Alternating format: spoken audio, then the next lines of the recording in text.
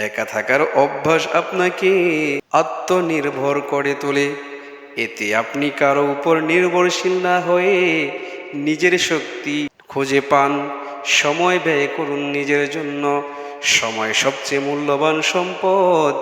যেসব মানুষ আপনাকে অবহেলা করে তাদের জন্য সময় নষ্ট না করাই শ্রেয়। বিশ্বাসঘাতককে দ্বিতীয় সুযোগ নয়। যারা একবার প্রতারণা করে তারা স্বভাবতই আবারও করবে। অতএব নিজেই সেই যন্ত্রণা থেকে রক্ষা করুন। আপনার ব্যক্তিগত জীবন, পরিকল্পনা এবং আর্থিক অবস্থা গোপন রাখলে আপনি নিরাপদ থাকবেন। অপব্যবহারের শিকার হবেন না। যাদের নীতিগত সমস্যা আছে তারা বিশ্বাস ভঙ্গ করবে।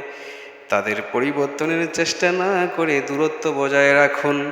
যেই হোক, যদি কেউ বারবার অসম্মান করে তার থেকে দূরে সরে যাওয়াই আত্মসম্মানের পক্ষে সঠিক সিদ্ধান্ত। পরিকল্পনা গোপন রাখুন।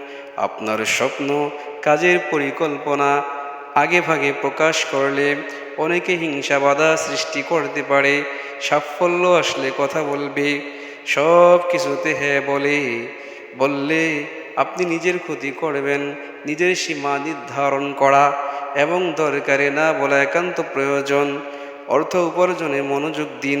টাকা আত্মবিশ্বাস বাড়ায়, সম্মান রক্ষা করে এবং স্বাধীনভাবে সিদ্ধান্ত নিতে সাহায্য করে। স্বাবলম্বিতা জীবনের অন্যতম লক্ষ্য হওয়া উচিত।